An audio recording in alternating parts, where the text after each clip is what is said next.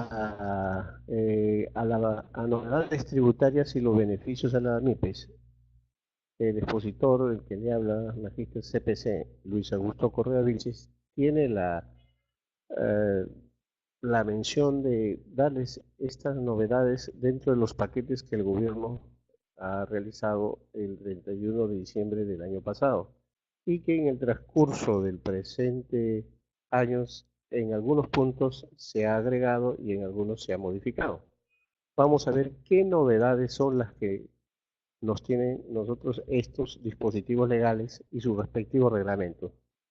Por las diapositivas, si hubiese alguna pregunta para desarrollar, me piden levantando la manito para yo absolverles la duda que puedan tener, para no dejarlo al último, que muchas veces es tedioso volver a reactualizar lo explicado. Bueno, empezamos entonces novedades tributarias del presente año. Esta es la segunda diapositiva que tenemos, que este régimen MIPE tributario que sabemos que SUNAT ha establecido el 20 de diciembre de 2016, publicó el decreto legislativo 1269 estableciendo un régimen MIPE tributario. Obviamente que cada ley, cada decreto legislativo viene con su reglamento, como ahí ven en la diapositiva, Decreto Supremo 403-2016F, Economía y Finanzas. Hasta ahí esa es la parte legal. En la siguiente diapositiva tenemos a quiénes está dirigido este MIPE tributario. Obviamente a los contribuyentes cuyos ingresos no superen las 1.700 UIT. Sabemos que para el presente año 2017 la UIT ha subido 100 soles más, está en 4.050, anteriormente era 3.950. Entonces, con ese referente vamos a poder nosotros ya calcular nuestros ingresos los tramos que nos indica cada dispositivo. O sea que si tenemos 1.700 UITs para el 2017 por 4.050, sería un importe de 6.885.000 al año 2017. ¿Quiénes son los contribuyentes que se pueden acoger a este MIPE tributario? Tenemos las personas naturales y las personas jurídicas. Y dentro de las personas naturales y jurídicas tenemos que algunos están en el régimen general, otros están en el régimen especial. Y bueno, los del RUS son los que ya intervienen de acuerdo a los ingresos que tengan y la categorización correspondiente. Sumar los ingresos mensuales y el acumulado que no supere las 1.700 UIT. Hasta esta parte, no sé si está claro o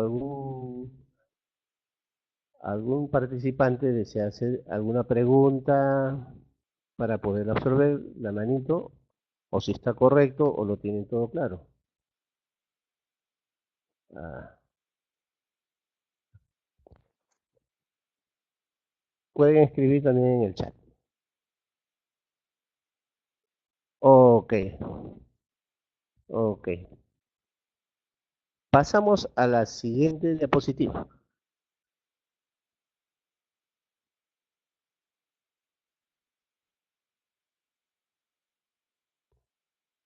Los sujetos no comprendidos en este régimen MIPE tributario tenemos acá, sean sucursales o agencias, cualquier otro establecimiento en el país, empresas unipersonales, sociedades, entidades de cualquier naturaleza constituidas en el exterior, hayan obtenido en ejercicio grabable anterior los ingresos anuales más de 1.700, o sea, más de 1.700, lo que es menos de 1.700, ellos son MIPE tributarios.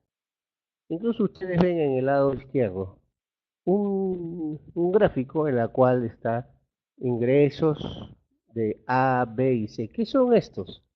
Más adelante lo vamos a ver. Vamos a explicar en la siguiente diapositiva.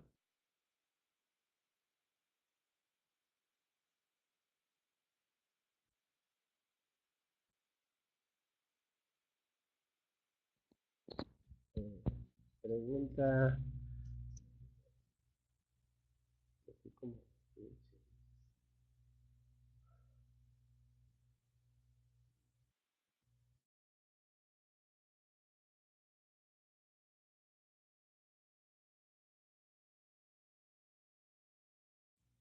El caso práctico de vinculación. ¿Qué significa el caso práctico de vinculación? Tenemos, como le mencionaba antes, un gráfico a la izquierda, la empresa A, B y C.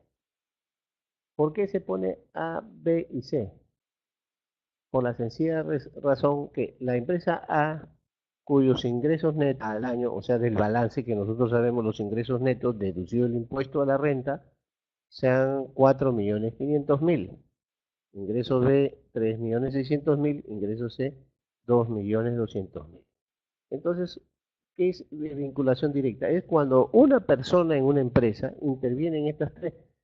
¿Con qué finalidad el gobierno está determinando el caso práctico de vinculación? Con la finalidad de determinar y evitar la evasión y también el lavado de activos, porque sucede que muchas veces las personas indistintamente van creando empresas cuando tienen problemas de índole tributaria. Por ejemplo, si vemos acá una flechita de la empresa A respecto a la B, si suman 4.500.000 a 3.600.000, nos resulta prácticamente 7, 8.600.000.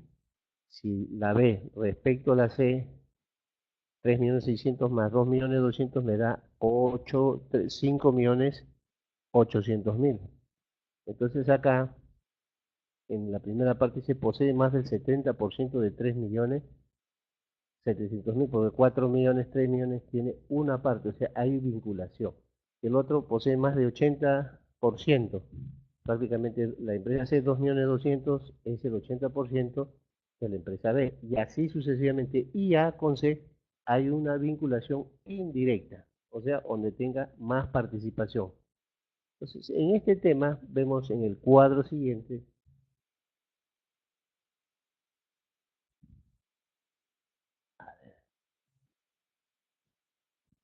Dígame, señorita Betsy Quispe. Ya, ya le di la manito.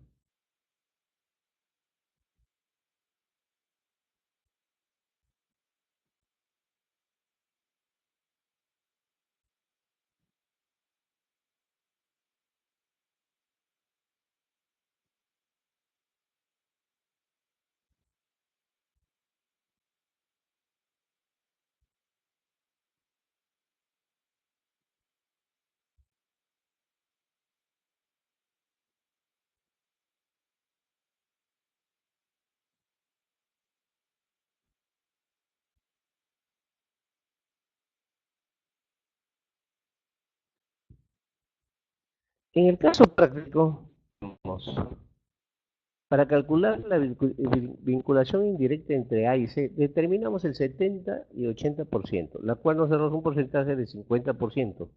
Y al ser mayor al 30%, pues tienen vinculación indirecta. Como ustedes ven, la empresa A respecto a C tiene 56%, o sea, 6.700.000, la suma que yo hace un momento les ofrecí, y deben tener su calculadora, no supera los 1.700 OIT. Y a su vez, la empresa A respecto a la B tiene 70%, supera los 1.700 UIT, que son 8.100.000. Y la B y C, que es el 80%, no supera las 1.700. Quiere decir que al superar A y B tiene vinculación directa. Para entender mejor, significa esa vinculación respecto a las utilidades que tiene la empresa en la cual, en el supuesto, Juan Pérez participa en estas empresas, en A, en B y en C, con la finalidad de determinar si pertenece dentro del MIPE tributario o no pertenece al MIPE tributario. Es respecto a la utilidad neta, porque hay empresas que muchas veces están ya más de 7.100.000 y quieren ser MIPE tributarios. No procede porque ya habría una infracción.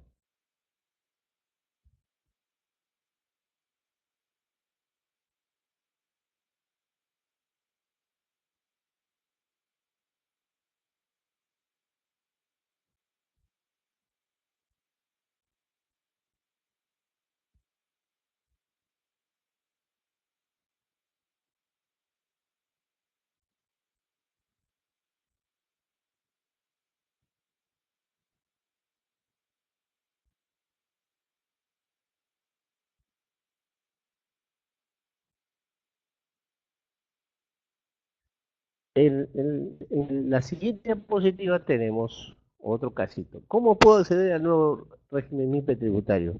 Muchas de las empresas ahora con estas leyes mecánicamente se acogen sin tener el conocimiento del caso.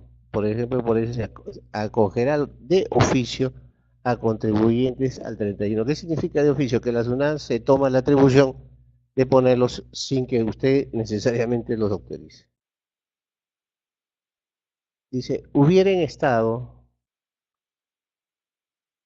tributando en el régimen general y cuyos ingresos netos del ejercicio 2017 no superaron las 1.700, los 6 millones y tantos que habíamos sacado al comienzo de la exposición. Después, hubieran estado acogidos al nuevo RUS en las categorías 3, 4 y 5 o tengan la condición de IRL acogidas al dicho régimen.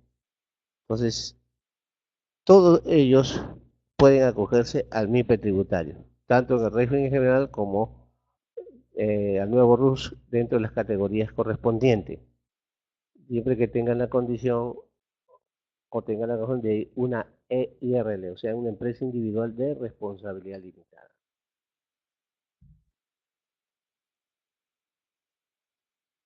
En la siguiente diapositiva tenemos cómo pago el impuesto a la renta anual en el régimen MIPE tributario.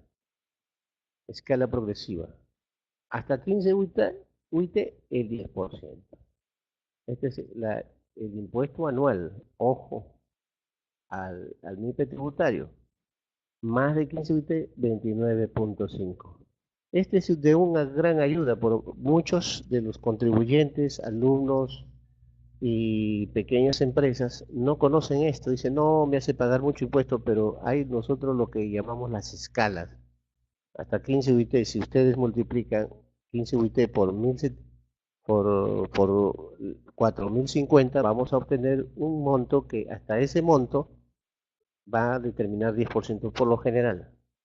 Y es de una gran ayuda porque anteriormente se estaba pagando primero el 30%, después el 29%, después el 28%. Ahora es el 10%, o sea, ya no se generaliza, sino se ha focalizado que hasta este monto se pague realmente el 10%. ¿Cómo realizo los pagos a cuenta del impuesto a la renta en el régimen MIPE tributario? Por lo general, los contribuyentes cuyos ingresos netos anuales, como dice después, no superen las 300 UITs. Ya estamos hablando sobre los 4.050 por 300 UIT. O sea, cuyos ingresos netos anuales del ejercicio no superen. Entonces, el 1% de los ingresos netos obtenidos en el mes. Ya comienzas de acuerdo a tus ingresos anuales 2016, en enero por citar 2017, vas pagando a cuenta por los meses posteriores el 1%. Antes era por coeficiente. Los coeficientes eran determinantes.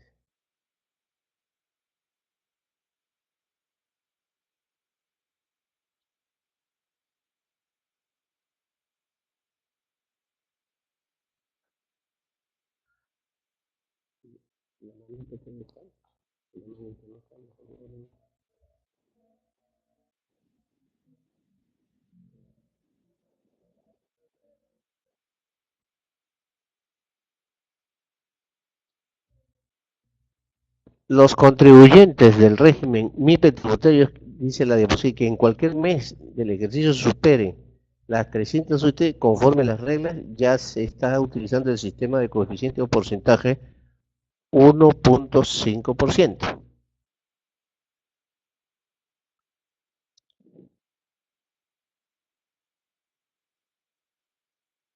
En el régimen especial también, la señorita Cintia en el chat me pregunta, ¿y el régimen especial, el RED, es correcto? Por eso que cuando al comienzo di la exposición en la cual determinaba las personas naturales, personas jurídicas y los de RUS. Y dentro de las personas jurídicas estaban también las sociedades y otros en el régimen tributario, el régimen general y el régimen especial. También el régimen especial, de acuerdo a los montos que no superen estas 300, es el 1%. No, señorita Cintia, entonces en el régimen especial pagarían a cuenta el 1% mensual. Siguiente diapositiva.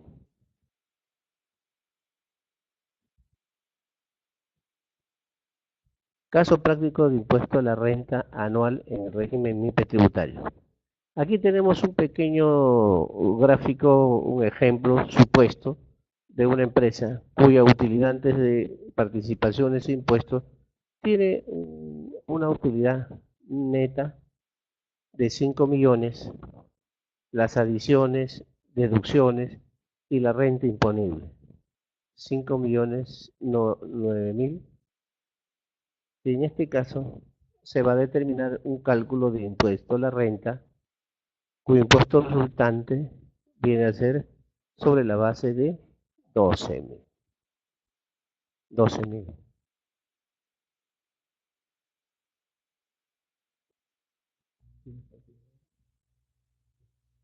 Entonces acá aplicamos la tabla. Hasta 15 UITs, o sea, 15 por 4.050, 6.700, 60.750. El 10%, 6.075.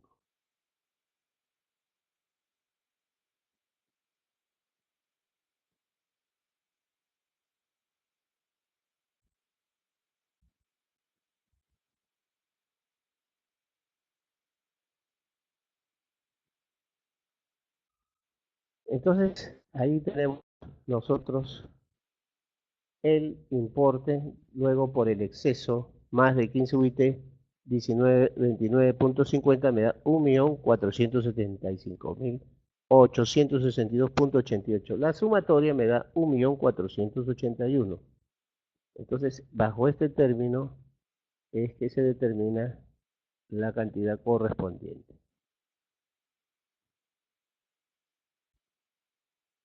Como se puede observar en el estado de resultados, la renta neta imponible es 5.009.000, calculando el impuesto de renta es 1.481.000.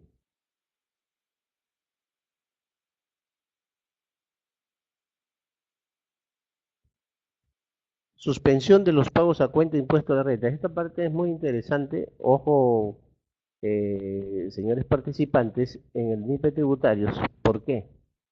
Si sus ingresos netos no superen las 300 UITs, ustedes saben, las 300 UITs multiplican por 4.050, las 300 UITs, o sea, estamos hablando de 1.215.000. Si sus ingresos netos no superan 1.215.000, ojo, ojo, este es muy importante, se suspenden los pagos de impuesto a la renta. Esta es una resolución que salió el 8 de junio, este es nuevo. Esto casualmente en la exposición anterior tuve que modificarlo porque vimos que recién este 8 de junio se reguló eso, ya que las empresas, por la misma situación económica, no pueden seguir pagando a cuenta por ventas mínimas y se siguen, digamos, teniendo deudas con SUNAT y la falta de liquidez sería también bastante comprometedora. Entonces acá el régimen tributario MIPES, si no superan las 300 UIT, los 1.215.000 no pagan el impuesto de acuerdo a esta ley. En el estado de ganancias y pérdida el 31 de julio, que no se haya tenido impuesto calculado, dice A. Y B, la sumatoria de los pagos a cuenta efectivamente realizados y el saldo a favor pendiente de aplicación de existir sea mayor o igual al impuesto anual proyectado.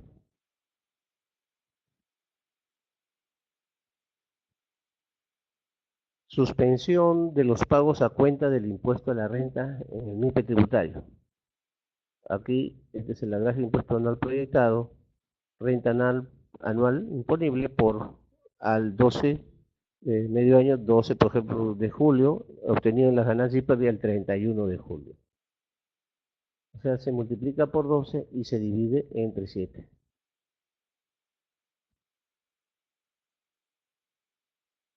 Ahí está la suspensión de pago a cuenta de impuesto a la renta del MIPE tributario, con un estado de ganancias y pérdidas supuesto, utilidad antes 5 millones, casi como el mismo ejemplo anterior, 12.000 menos 3, 5 millones, por 12 entre 7. Entonces, si ustedes tienen su calculadora ahí, pueden dar veracidad de ellos. 5.009.000 multiplicado por 12 y dividido entre 7. Y ahí me da pues los 8.586.857.14. Es correcto. Entonces, eso va a estar sujeto a la tabla de imposición. Hasta 15 UITs de 4.050, pues por 4.050, ya sabemos 60.700, hacemos los tramos. Entonces, los primeros hasta 60.000 es el 10%, 6.075. Y por la diferencia, o sea, los 8.586.000 menos 60.750, la diferencia se aplica el 29.5. Entonces ahí tenemos, ya creo que ustedes son inteligentes, ya utilizan su calculadora, me da 2.515.000. Entonces la suma del impuesto sería 2.521.000. Ahí se, acá dice, no supera entonces, si no supera, no se suspende. Entonces acá están los pagos a cuenta, como ustedes ven, de enero, febrero, marzo, hasta el mes de julio. ¿Cuánto me da? 30.920. No supera, no se suspende. A ver cómo se explica esto. Impuesto anual proyectado de 2.521.000. Me están siguiendo, no se pierdan. Si no entienden, me preguntan por el audio o me escriben. Y en los pagos a cuenta hasta julio 30.900. Pero acá, como yo he pagado, pero yo tengo 2 millones, ¿qué me dice la regla? Para suspender el pago de impuesto a la renta, ¿qué es? No debo exceder. ¿Cuánto era el exceso? ¿Se acuerdan? Si van a los cuadros anteriores, es una cantidad mucho menor, aquí es mucho mayor. Claro, era 1.000.000 y pico, acá son 2 millones, entonces no se suspende. Sigue pagando en mes de agosto, septiembre, octubre, así sucesivamente.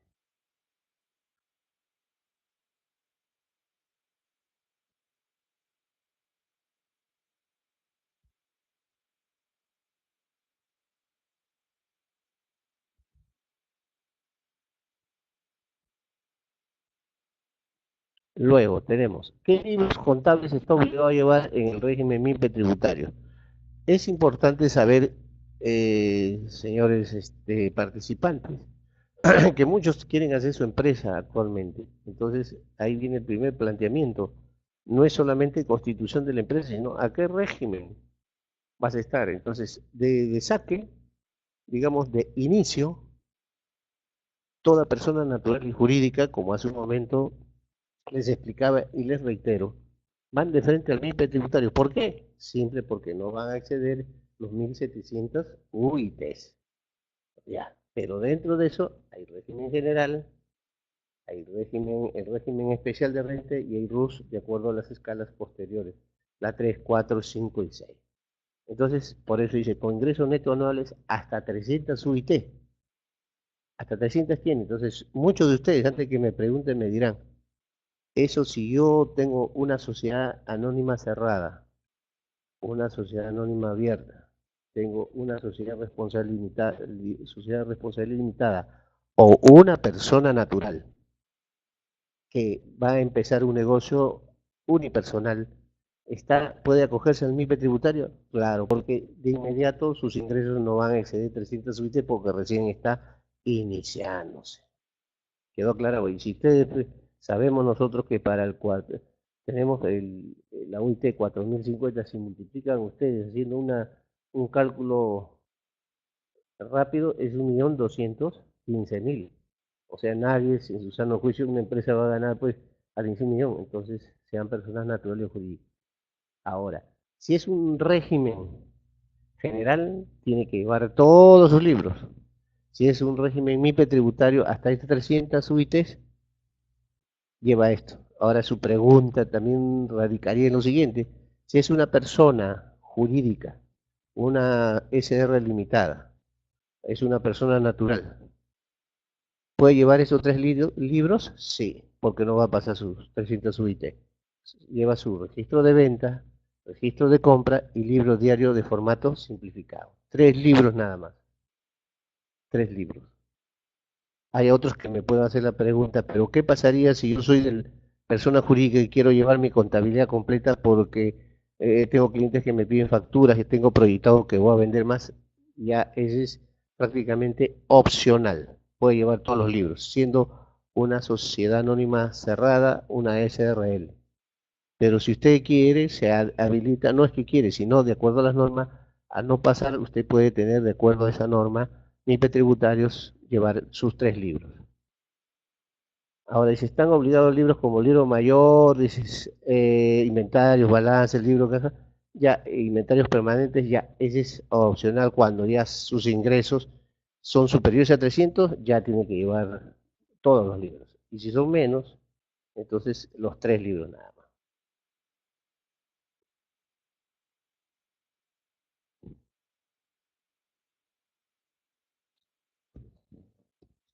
Hasta acá, ¿alguna inquietud, una pregunta para poderles yo absolver?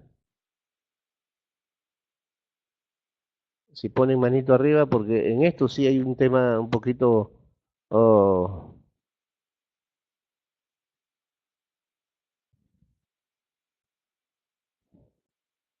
ya, acá me pregunta la señorita Cintia, dice, si eres del régimen especial, solo llevas compras y ventas, también tienes que llevar diario. Sí, es que la norma así te exige, sí te exige. O sea, no es que uno quisiere, ¿no? Esos son los 3 libros ya que tienes que llevar obligatoriamente, si no pasas las 300 UITs, de acuerdo a la norma.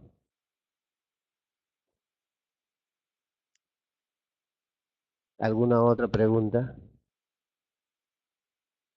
A ver, yo le voy a hacer, a ver, a ver, cuenta, a mí me gusta siempre interactuar con los que me están escuchando. Yo fuera alumno, yo le preguntaría al profesor lo siguiente, fíjense, ¿ah? Tengan atentos todos los que están ahorita en el chat, escúchenme bien. Yo le diría al profesor, ya que ustedes no me preguntan, a mí me gusta ser cargoso. Eh, si yo fuera de una empresa jurídica,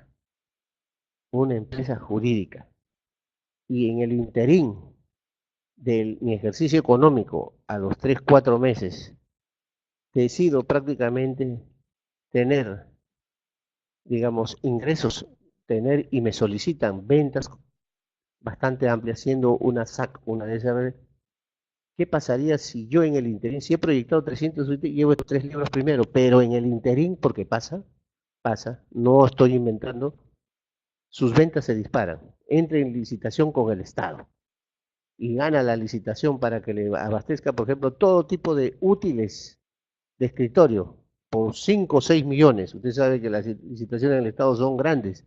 Y el gobierno, ¿a quién le da prioridad? A las MIPES. Los uniformes escolares, ¿a quién les encarga? Las MIPES. Entonces ustedes también pregúntense eso, ¿qué pasaría, señor expositor, si en alguno de los casos supuestos, que pasa que a veces ya no son supuestos, gano la licitación y resulta que mis ventas se disparan a los 5 millones? ¿En qué momento yo me veo obligado a llevar todos los libros al siguiente mes, no esperar el año?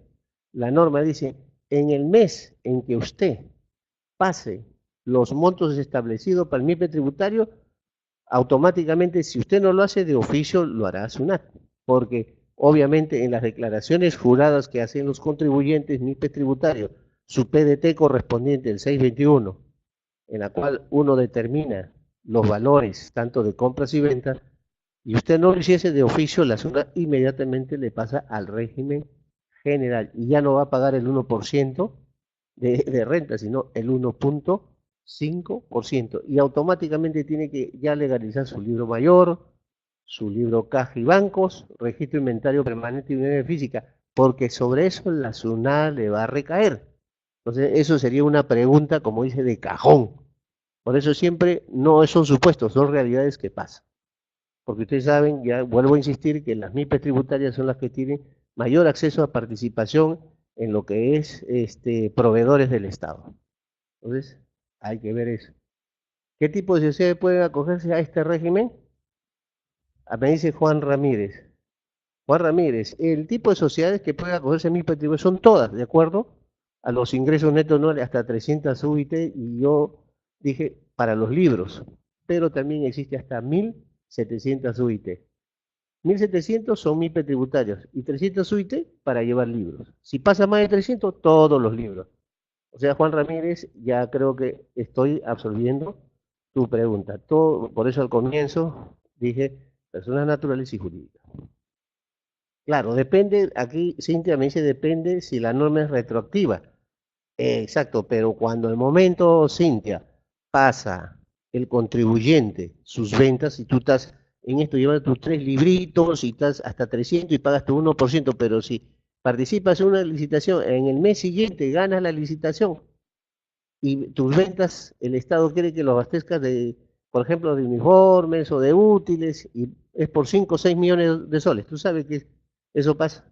Ya tendrías que automáticamente comprar y legalizar todos tus libros. Y también, obviamente, llevar aparte de tus libros, la renta va a subir. Y también no te olvides que automáticamente, al ser MIPE tributario, si no pasas las 1.700 anuales, ya tienes que emitir tu comprobante electrónico, tu factura electrónica. Eso es muy importante, Juan Ramírez, pero eso se da. Por eso, ya que ustedes no me preguntan, yo les aclaro, yo fuera ustedes, yo preguntaría, no incomodar al expositor, sino ponerse porque eso sucede. Yo le cuento cosas porque en el día a día que yo hago las consultorías y los trabajos pasan.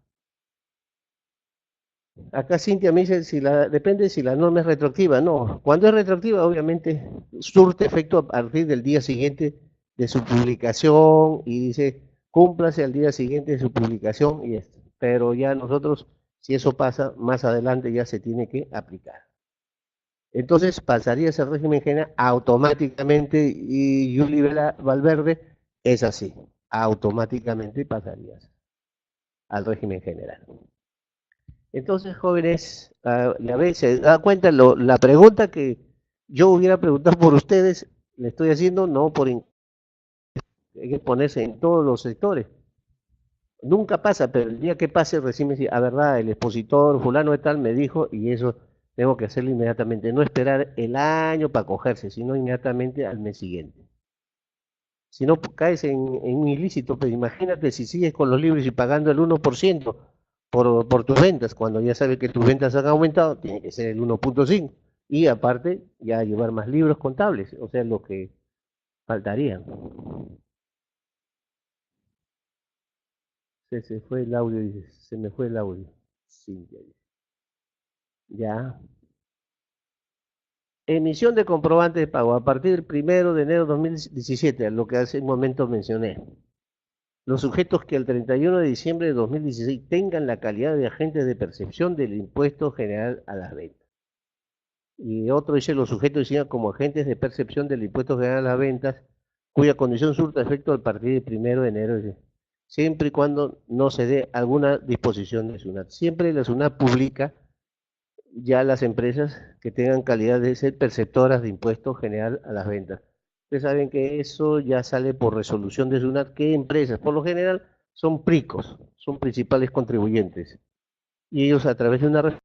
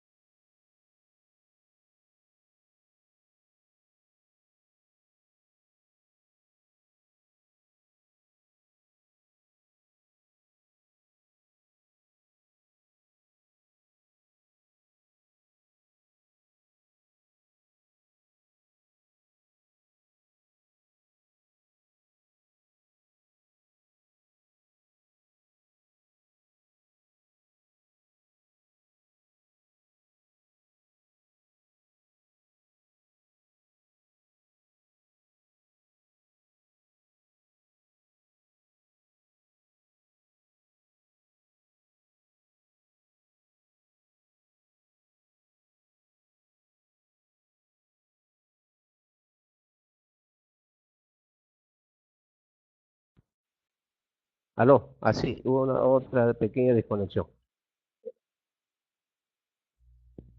¿Se escucha? ¿Se escucha?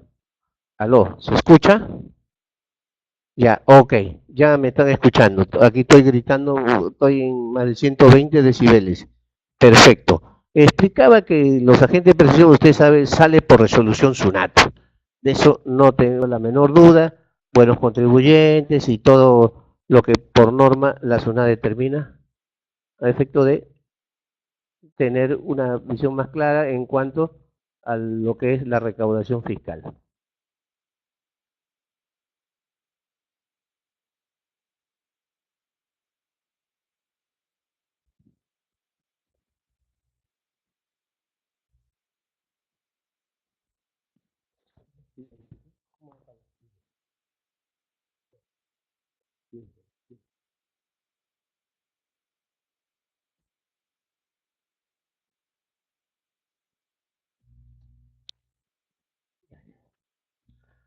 Ahora, en este diapositiva, los sujetos del régimen MIPE tributario deben afectarse al ITAN. Artículo 12 del decreto legislativo 1269. Según el régimen MIPE tributario, cuyos activos netos al 31 de diciembre, dice, del ejercicio gravable anterior superen 1.000.000 de soles, se encuentran afectos al impuesto temporal, 1.000.001, 1.050.000, 1.500.000, qué sé yo, pagan el ITAN. La tasa del 0.4, que ya sabemos que eso se paga en el PDT 648, que pago al contado o también en 9 cuotas mensuales. Entonces, en ese caso, yo creo que no hay ningún inconveniente. No sé si hay alguna pregunta al respecto del ITAN.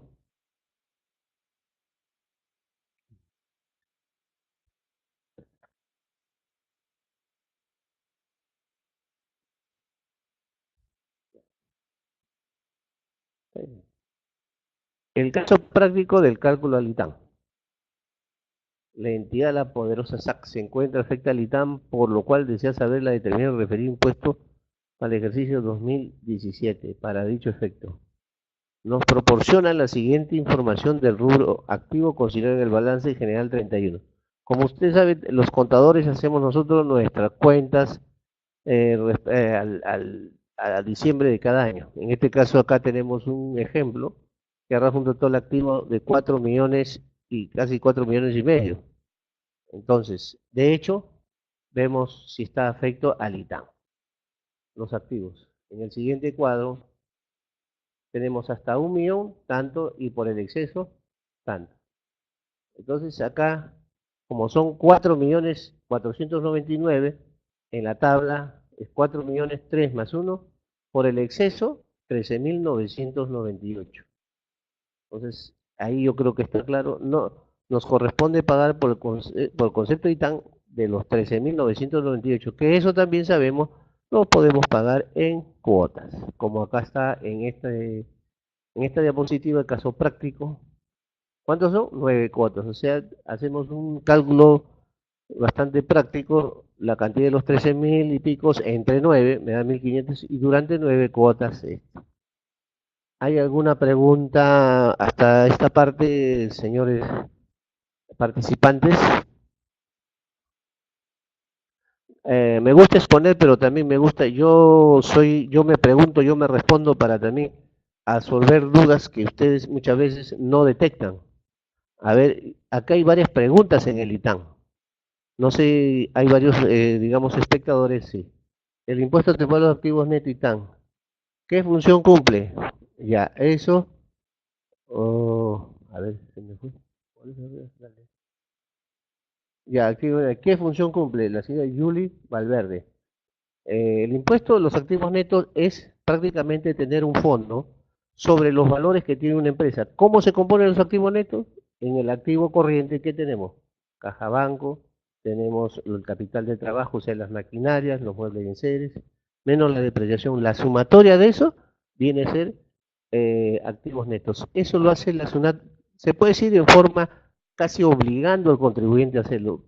Algunos le dicen que tiene carácter confiscatorio. Yo diría más de provisión en reserva, para poder ellos inmediatamente cubrirse en caso de que no se tenga dinero, de ahí, de las grandes empresas agarran. Porque usted sabe que la SUNAT nos coge dinero los contribuyentes a través de qué?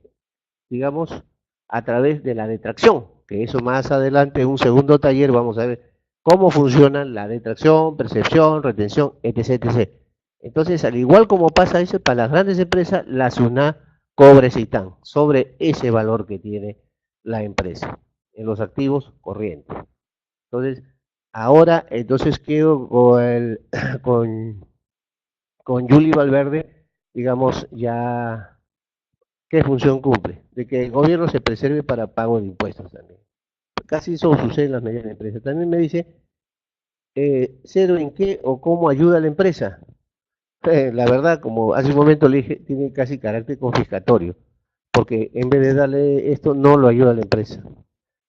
Casualmente aquí va un tema, que cuando la empresa está perdiendo dinero en el periodo siguiente y tú tienes esto, puedes pedir la devolución de ese ITAN, de esos 3.000. Vamos a suponer que has pagado y en el periodo siguiente estás perdiendo y estás pagando, entonces tú puedes pedir la devolución de eso y la SUNAT te lo devuelve.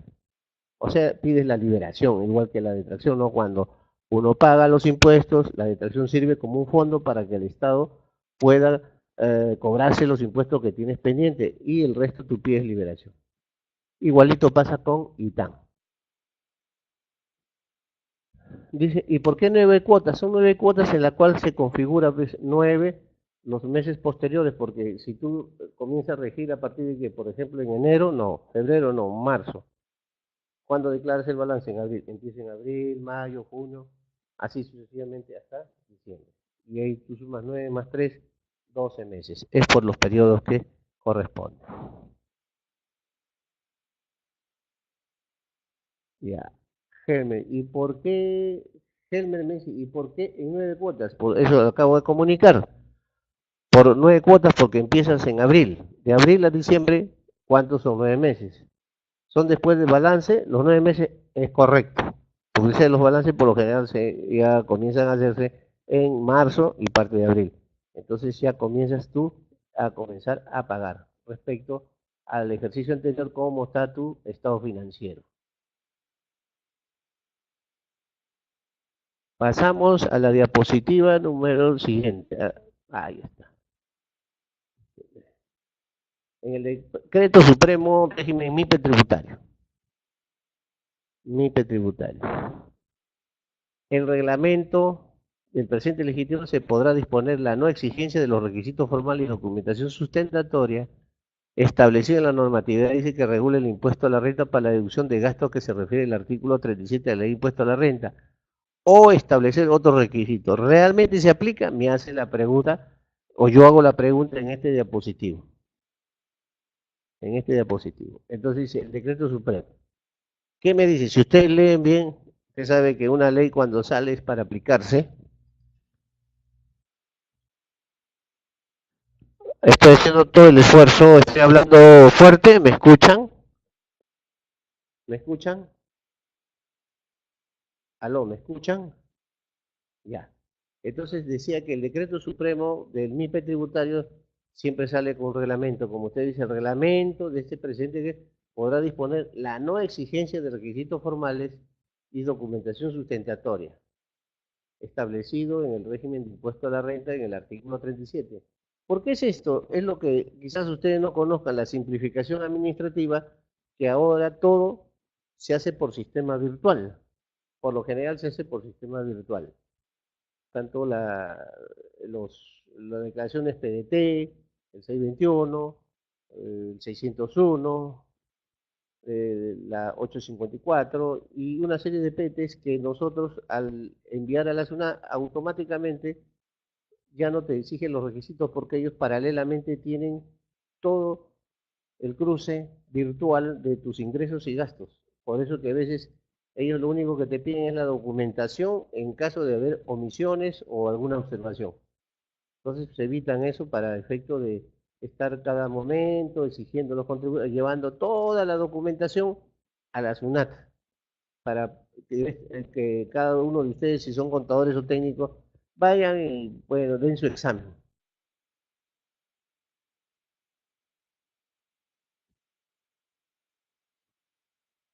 Ok. Ahora me dice, ¿realmente se aplica? Sí, sí se aplica porque ahora con toda la ya, con el sistema ya de facturas electrónicas, recibos electrónicos y las declaraciones, incluso hasta los cambios domiciliarios, las autorizaciones, todo ya es en forma automática y todo, la SUNAT tiene en paralelo tu contabilidad. O sea que no se puede estar omitiendo, ni hay veces si hay errores hay que corregirlos a tiempo porque se generan muchos problemas.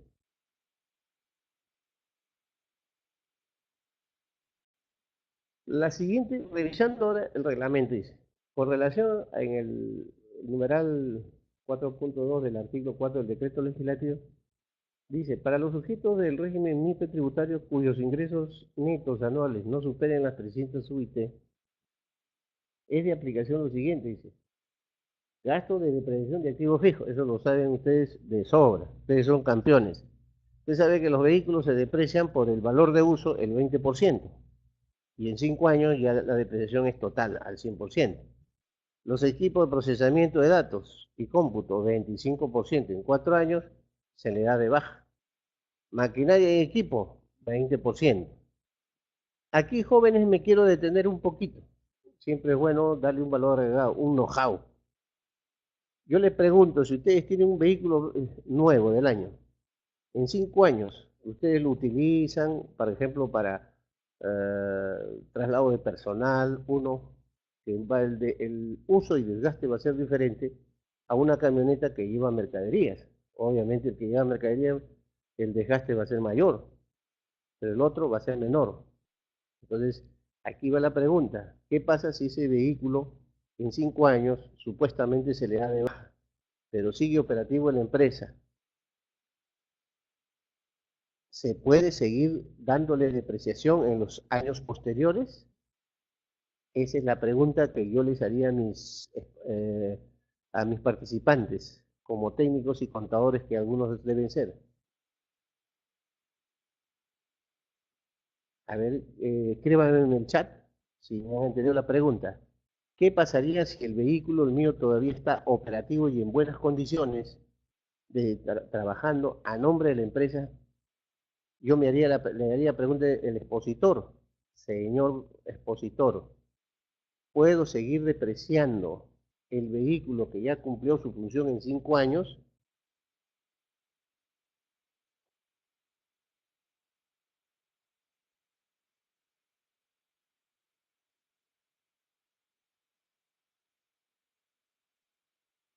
Cintia me dice, no, disculpa Cintia, ya, para no esto, para avanzar. Aquí José Peña me dice, claro, cuando se revaloriza, muy bien, claro, está bien José Peña, es correcto, correcto, están moscas, así me gusta gente que esta noche es gente lúcida, por eso Perú ha ganado. Ya, Luz Darly dice, yo creo que no, porque desaparecen libros como activo. No, Luz Darly, ahora te voy a dar el esto. Lo que dice Peña es correcto, el señor Peña. Yo le sí se puede depreciar viendo si aún se encuentra buena. Muy bien, ahora dice Carol, sí, por revaluación voluntaria. Correcto, Carol, correcto. Por revaluación voluntaria. Así es. Muy buena. Eso es, ya ves, todos nos enriquecemos, pero aquí le falta el know-how. ¿Cuál es el know-how a todos los que están en el chat? Les voy a decir cuál. Cuando tienes un vehículo, ya lo depreciaste por 5 años y está operativo y está en buen estado. Entonces, claro, lo que te queda para gastos es solamente el mantenimiento, los accesorios, pero ojo, ojo, escuchen bien, aquí va el know-how. Cuando tú haces una tasación de valorización, cuando quieres vender un inmueble, quieres vender un inmueble, quieres vender tu casa, quieres vender un carro, ¿qué haces lo primero? Haces una tasación de valorización. Ya muchos están moviendo la cabeza. ¿Para qué? Para tener un valor real. Una cosa es el valor de uso, otra cosa es el valor comercial. Entonces, para la SUNAT, si yo quiero seguir haciendo una depreciación, como dice uno de sus compañeros, se hace una revaluación a partir de que ese perito te valorice ese carro. ¿Cuánto vale? Si tú lo compraste en $20,000, por el valor de uso de 20%, pues ya quedó casi a menos de la mitad de su precio, pero el tasador te dice, por el valor de uso, ese carro puede estar costando 12.000 a 13.000 dólares y no 8.000 dólares. ¿Por qué? Porque ese carro está rindiendo, está produciendo. Y esa valorización de tasación, con ese valor, con ese comprobante, comienzas a hacer la reevaluación de ese activo fijo. Por eso acá uno de sus compañeros sí dice que así es, se reevalúa voluntariamente. Es correcto, ¿cierto? Recién se han acordado por revaluación. Es así, porque ese vehículo todavía va a seguir operando. No solamente se va a depreciar, es como tu computadora. Tu computadora ya todo chiquito, y dice, no, oye, estás en la época de la carreta, perdón. Si tú a esa computadora le cambias el disco duro y le das megas, le das mayor velocidad porque es compatible, esa computadora nada tiene que ver la carcasa con él. Entonces, ese tiene nuevo valor, no por la apariencia, sino por el valor de uso. Si antes te valió 5.000 dólares, ahora en libros te vale 2.000 dólares, pero como está valorizado por un perito tasador, porque se ha renovado, se ha innovado, eso vale 3.500 dólares y sobre 3.500 recién hace la revaluación voluntaria, como dice Carol Cruz. Es correcto, Cintia, ya me han entendido. Muy bien. Así es como un inmueble. Así que porque mi inmueble tiene una depreciación del 10%, entonces ya no vale. Al contrario, una cosa es el valor del activo fijo y otra cosa es el valor comercial de la revaluación, porque muchas veces los inmuebles en libros o por el autovalúo cuesta menor, pero al momento de determinar un costo comercial es mucho mayor. Eso es lo que yo creo que me has entendido. Están pilas, ¿ah? Eso, y a veces se dan cuenta cómo estamos dinamizando nosotros nuestras posiciones y estamos en este artículo ya nos va quedando algo. Pasamos al B, castigo por deudas incobrables y las provisiones equitativas por el mismo concepto siempre que se determinen las cuentas a las que corresponden. Suficiente por tener acta de conciliación para poder revertir la cuenta que figura como cuentas por cobrar. Es correcto. Le digo por experiencia propia. Asesorando a una empresa, escúcheme bien, asesorando a una pequeña empresa, tuvo deudas de unos clientes, de mi cliente, y me dice, Luis, tengo un problema, tengo por cobrar más de 127.000 soles y no me paga. Entonces, te voy a pagar, me dijo, para que tú me asesores cómo eso contablemente, tributariamente, puedo pasarlo como pérdidas. Yo le digo un momentito, hay un procedimiento. Ustedes saben que ahora las NIPES se rigen por las NICs. No sé si todos me están escuchando, Carol, Cintia, Luz, por las NIC, la norma internacional de contabilidad, y también por los principios contables y como corolario también en paralelo con las normas tributarias y su reglamento. Y bien claro dice el reglamento tributario, porque una cosa es lo contable y otra cosa es lo tributario. ¿Es correcto? No sé si me pueden en el chat decir sí. Entonces, ya, hasta ahí entonces es correcto. Ahora, las deudas para ser incobrables también tienen un procedimiento judicial, porque tampoco no es porque el cliente a ustedes, al señor Peña, a Luz, a Cintia, a Carol, digo, oye, ¿sabes qué? Tu cliente te dice, pásame esto a pérdida porque no me están pagando. No, no, no, no, un ratito. Lo que pasa es que tiene que ser un proceso legal. Antes era un año y tenía que determinar el juez, pasar primeramente por una conciliación a nivel comercial. Y usted sabe que la conciliación nunca va, la persona que debe ni en la primera, ni en la segunda, algunos van en la tercera notificación notarial. Ya vamos a suponer que no va. Inmediatamente, para hacer deudas incobrables, con con esa acta del conciliador, ya es suficiente para pasar como deudas incobrables. Deudas incobrables. Porque el proceso comercial de una factura pendiente por cobrar es ahora, mañana y quién sabe. Entonces tú en tu contabilidad, ahí trabajas la cuenta de orden. ¿No? ¿Cómo haces? Por ejemplo, si tú tienes en tu venta la 12 clientes, la 70, la 40, correcto. Y la 12 debería cancelarse con la 10. La 10 a la 12, pero no ha sido así. Entonces, ¿a dónde vas a cargar? La 12 va al abono y queda a la cuenta por cobrar, primero por cobrar y de esa cuenta por cobrar después del proceso incobrables. Tiene que ser en el año. ¿Para qué? Para poder pasar a pérdidas. ¿Y con qué comprobante? Con lo que dice acá la acta de conciliación. Se lo digo porque yo lo he realizado y he asesorado y la SUNAT me dice, pero ¿por qué he hecho? Porque dice así la norma, yo no voy a esperar el año, y ya yo estoy quebrado, ya no me quiere pagar, ya hasta que se haga, digamos, todo el proceso judicial. ¿Y qué pasaría en el caso? Yo me pregunto y me respondo, ¿qué pasaría en el caso si el cliente, bueno, llega a pie forzado a determinar con la deuda y el deudor dice, bueno, te voy a pagar, pero a cuentagotas esto, va a ser un cronograma de pagos, pero eso va a tener recién el próximo año. Entonces, en mi contabilidad, en mi balance, eso pasa como pérdidas, deudas incobrables, pérdidas. ¿Y qué pasaría el próximo año si es que me llega a pagar? Ya se revierte esto y va ingresando nuevamente, porque ese dinero, en primer lugar, no ingresó nunca a caja. En segundo lugar, incluso inmediatamente ya la SUNAT hemos pagado el impuesto del IGB y la renta. Fíjese, hemos pagado el IGB en su momento. Ahora hay una norma que dice, con las facturas hay una cuarta factura. No sé si me están escuchando todos los ahí. Muy bien. En el caso de empresas exportadoras que Venezuela les quedó debiendo mucho dinero y manejan divisas, muy bien, Luz. Entonces es lo que yo te digo, automáticamente pasa los 6 meses y allá acudes a un notario. Ahí debe haber un notario, un conciliador. No, con esa constancia es suficiente ya para que pases a tu balance pérdida, porque ya es pérdida.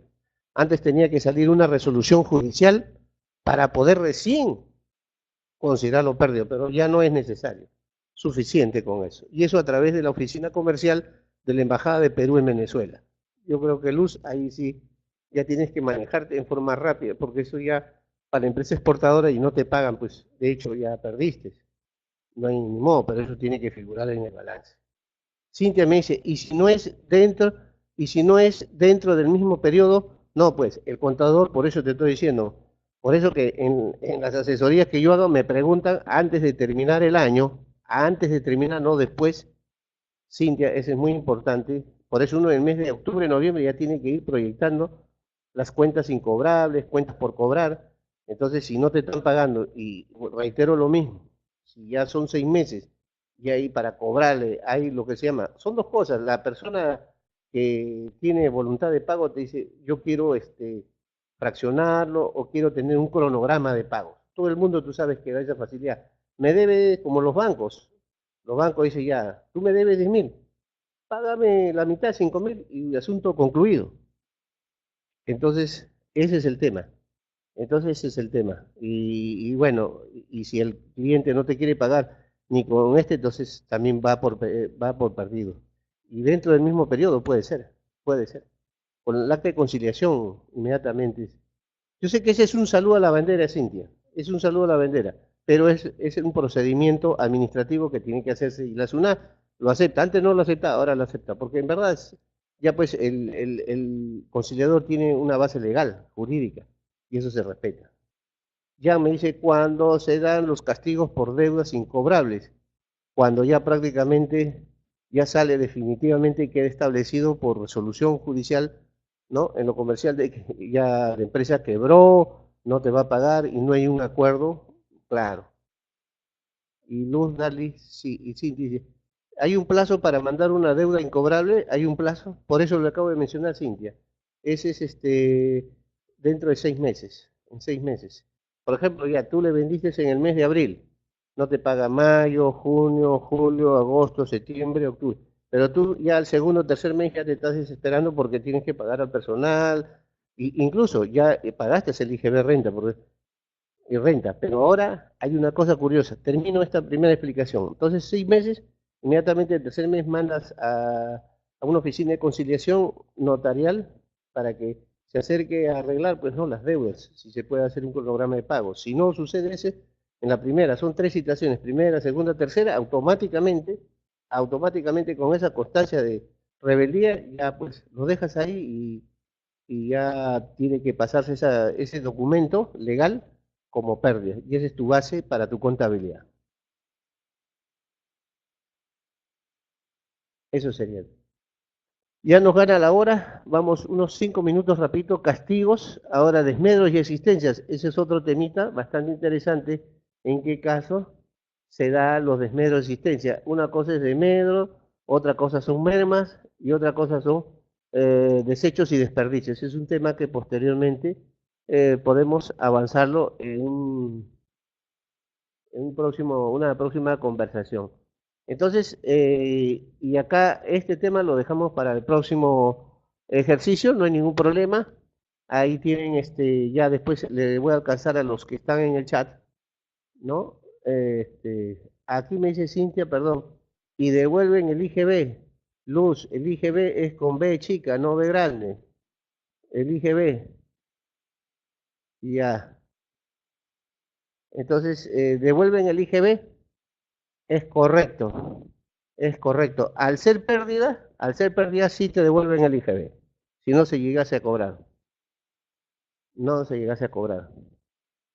Pero devuelve en dinero es una aventura, pero sí te lo compensan, porque como tú pagaste, puedes compensar eso a futuro, a futuro.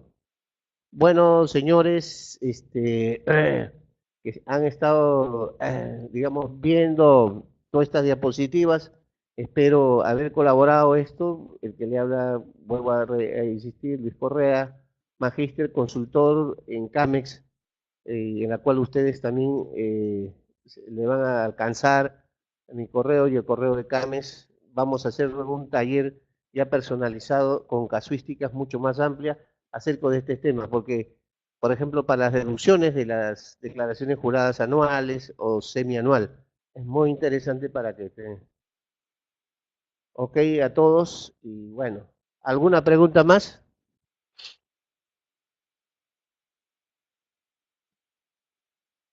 Recuerden que pueden compartir el link de registro con sus amigos para que el día viernes vamos a proseguir esto. Este MIPE tributario tiene dos tramos, el MIPE tributario 1 y el MIPE tributario 2. Imagínense, en este uno no nos ha alcanzado tiempo, son 36 diapositivas.